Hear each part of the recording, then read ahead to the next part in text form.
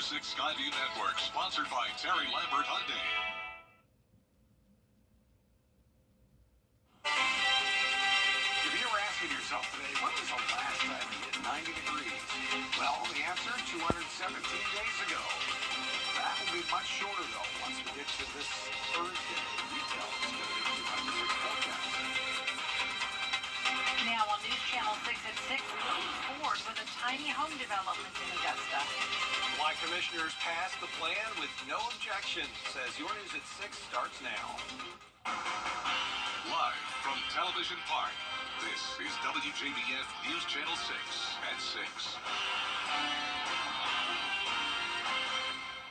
Good evening, everybody. I'm Brad Means. And I'm Jenny Montgomery. Thanks so much for joining us. Coverage you can count on begins with Augusta commissioners approving construction of the city's first tiny home village to help kids aging out of the foster care system. That project passed by a vote of 8-0 with 2 members out. Graham Lee has the story. Bridge Builder Communities founder Jackson Drumgoole says this effort has been nearly 40 years in the making after watching his own family members go through the foster care system as a kid. Now commissioners are deciding whether to make Drumgoole's dream a reality. Our mayor's been supportive, the commissioners have been supportive up to this point, so we're excited that we'll move forward today with the bill. A big step forward towards the city's first tiny home village, and city leaders agree it's the right move. We need to make sure that we're doing something that's good for Augusta. Augusta is a place that is moving forward. We've got some good innovative stuff going on here in Augusta. I'm hoping that this will be one of them. To my knowledge, know of any other foster care tiny home properties in Augusta that does the foster care, but it's worth a try. Commissioners voting 8-0 on the proposal, but District 4 Commissioner Alvin Mason saying he can see the issues that some neighbors are having. The problem is that the demographics or the target audience in which we're talking about coming into a neighborhood, you got a lot of folks that say it's not in my backyard, okay? But the question is, are we our brother's keeper and sister's keeper? And I say, yes, we are. But we have to do it in an appropriate way. But when you're dealing with the population that Dr. Drumgoole is working with, that's such a vulnerable population. If they don't have a place to call home, the streets will become their home. And when the streets become their home, it's only a matter of time before a grave becomes their home. Drumgoole says the tiny home village will break ground this summer, with hopes to finish by the end of 2025. In Augusta, Graham Lee, WJBF News Channel 6. A local group is opposing a change to the Augusta Charter to give the Augusta mayor a vote on commission issues. Governor Brian Kemp signed a bill to allow for a referendum on the issue. Currently, the mayor can only vote in the case of a 5-5 tie. The issue now goes before Augusta voters in the upcoming primary election. I believe that there was a lack of integrity of the mayor and commissioners who signed the document, the so-called resolution, and sent it to the legislative delegation. They violated their own procedures by sending this to the delegation without having a full discussion in a public meeting. The primary election is on May 21st. It is time now for a first look at our weather. For that, we turn to Chief Meteorologist Tim Miller. Guys, a great looking day today. I mean, we had plenty of sunshine, and there'll be details in just a few minutes. Jenny, Brad? Tim, thanks. A former Richmond County deputy facing charges tonight. Investigators say Harlem police arrested Deputy Terrence Driggers for a domestic incident. Driggers was off duty at the time of his arrest. He'd worked for the sheriff's office since 2015 and has resigned. A Columbia County deputy has been injured by a fleeing suspect. Investigators say Bobby Burnett came to the sheriff's office headquarters requesting a background check. When it was discovered, he had an outstanding arrest warrant for probation violation. Burnett left the building in his car after being confronted by deputies, dragging Lieutenant Brandon Thacker for about 100 yards. Burnett was arrested after a chase and charged with aggravated assault of an officer and fleeing law enforcement. An arrest has been made in an Aiken County murder case. Investigators have arrested Jamoria Johnson for the murder of Kenneth Jones. That happened October 31st of last year at the intersection of Sumter Street and Sunday Avenue. Johnson being held at the Aiken County Detention Center. 4 people in our area have died over the past 2 weeks because of domestic violence. Bria Smith is here with a look at the warning signs. That's right, Brad. On April 1st, a mother and her son were stabbed to death and their home was set on fire. Her boyfriend is charged with murder. Just 7 days later, Latoya Price was shot to death in her home during a domestic violence incident. The National Coalition Against Domestic Violence says nearly 20 people per minute are physically abused by an intimate partner in the U.S. Whether it be physical, emotional, sexual, or financial abuse, they all come in a cycle that experts say many victims find it hard to come out of. Experts say a person will return to their partner 7 times before finally leaving the situation. It might start out tensions building. You notice you're kind of walking on eggshells, but not really sure why. Just kind of keeping things normal, and then there's an incident. And it might be verbal, it might not seem that big of a deal at first. It's something to kind of make you, kind of stop and think, is that okay? But you sort of brush it off. And then there's, of course, they're apologizing, and the cycle begins again. If you or someone you know might be experiencing a similar situation, feel free to call the 24-hour Safe Homes hotline on the screen at 706-736-2499. Jenny? All right, thanks, Bria. Georgia ranks as one of the top 10 states for bullying. Data shows Georgia ranks high when it comes to high school students involved in physical fights, students who attempt suicide, and lenient laws for bullying policies. A new report shows people with developmental disabilities were most likely to be bullied due to their physical limitations. When you're looking for signs of depression and suicidal ideation and anxiety in children, look at their overall well-being. Are they sleeping more or less? Are they eating more or less? Are they hanging out with friends that they've never hung out with before, or are they avoiding groups that they typically used to hang out with? The study shows schools lose out on attendance-based funds when students stay at home due to bullying. Law enforcement in South Carolina will now give you a ticket if you have a Carolina squat vehicle. That's when you raise the front end. It's against the law, and the grace period is over. Colin Riviello has more.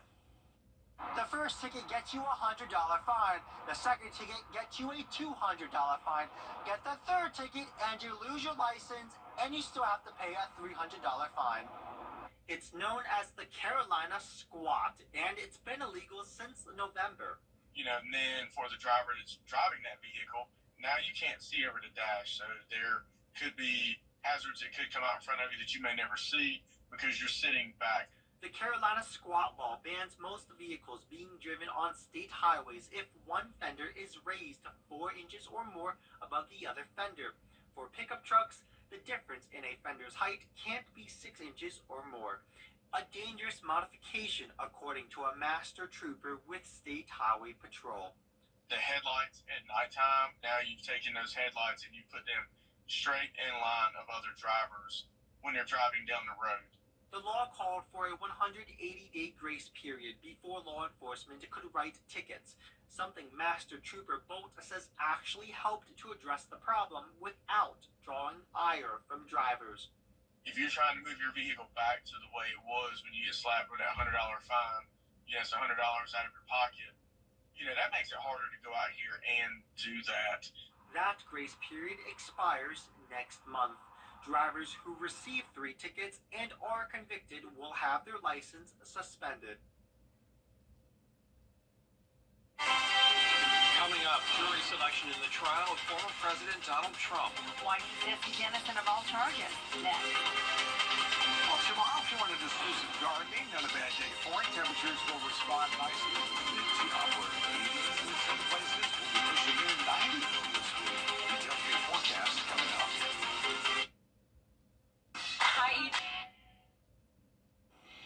Jury selection is underway in the New York trial of former President Donald Trump. The court says it's looking for people who can be fair and impartial in deciding whether the former president is innocent or guilty. The trial centers on accusations that Trump falsified business records as hush money payments to hide affairs. Former President Trump denies the accusations. I was paying a lawyer and marked it down as a legal expense, some accountant. I didn't know. Marked it down as a legal expense. That's exactly what it was. Lawyers are looking for 12 jurors and 6 alternates in the trial. Dozens have already been dismissed for saying they cannot be fair and unbiased. Tim joining us now for a look at the weather. Yeah, let's look at the almanac for today. What a lovely day. 84 degrees. That's pretty nice. Average high 79, so a little above that. What's going to keep going on up? Forecast straight ahead.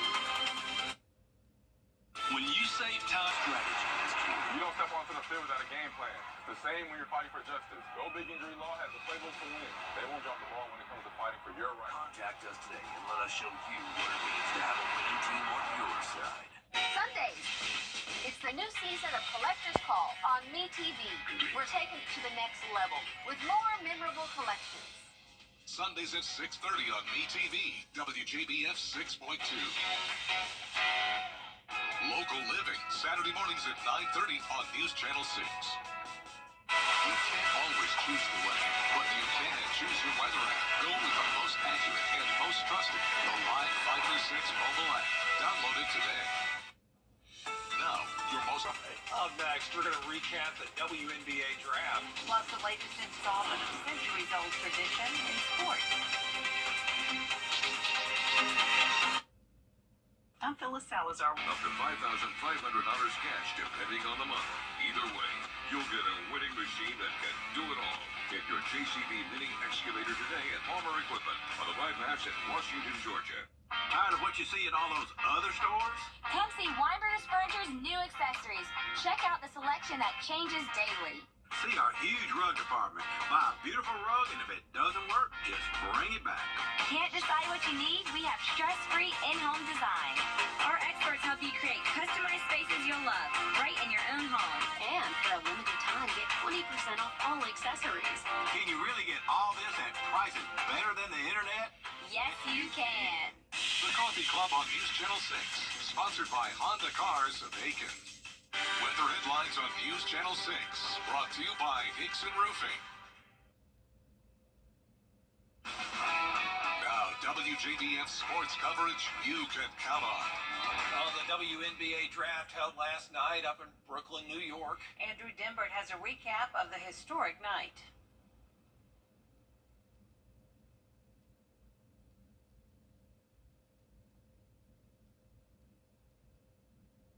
The Indiana Fever select Caitlin Clark. This morning, Caitlin Clark going pro. I've dreamed of this moment since I was in second grade, and it's taken a lot of hard work, a lot of ups and downs, but more than anything, just trying to soak it in. Also soaking it in, thousands of fans of the Indiana Fever watching from Indianapolis, jersey in hand.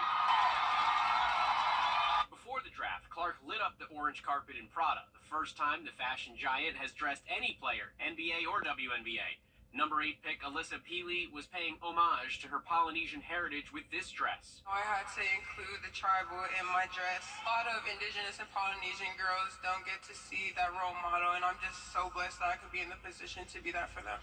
Rakia Jackson, selected 4th, was rocking 2 outfits, one for the orange carpet and one to wear as she was drafted by the LA Sparks. The Sparks also had the number 2 pick, taking 6'4" Cameron Brink.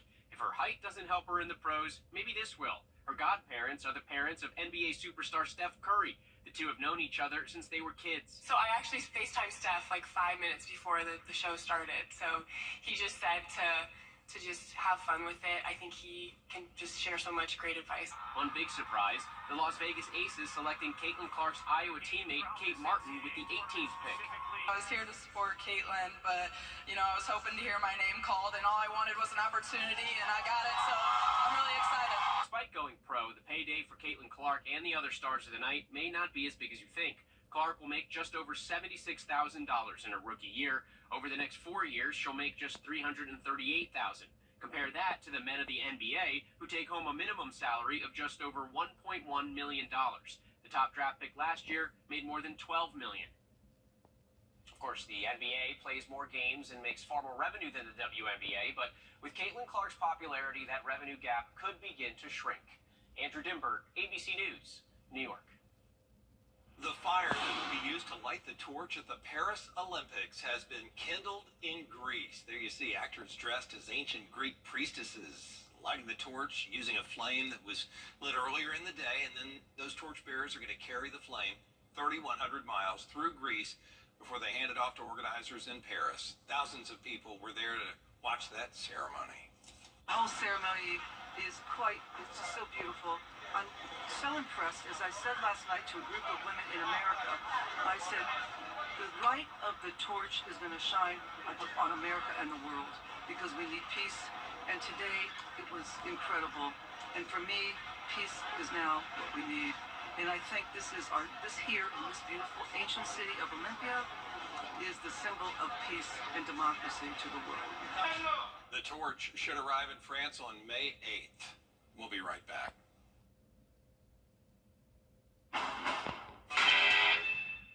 Over the years, thousands of people have gotten their hands on one. And who knows, you could be next. Win your very own Good Morning Augusta coffee mug at WJBF.com/coffee club. Sponsored by Honda Cars of Aiken.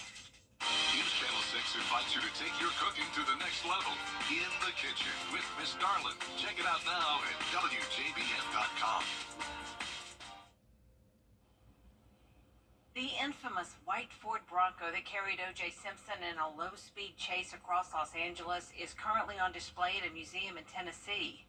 The owners say they are willing to part with it for at least $1.5 million. The Bronco is owned by Simpson's former agent Michael Gilbert and two friends of Al Cowlings. No word on a buyer, though. Tim's back now with a check of our forecast. 85 degrees. Our high temperature for tomorrow will be pushing 90. Coming up by Thursday, and then chances of showers coming up by the weekend. Yep, it looks like a nice April forecast there, Tim, those showers that we've come to expect, and thanks for providing us a good forecast for Masters Week, except for those high winds. It's my pleasure. Really nice. Yes, sir. We appreciate it. There was a buzz out there about your forecast all week. People were appreciative. All that is our report for now. We are appreciative to you for watching. We're back at 7 o'clock right after World News Tonight. And then we'll see you again for News Channel 6 at 11. Have a great evening, everyone.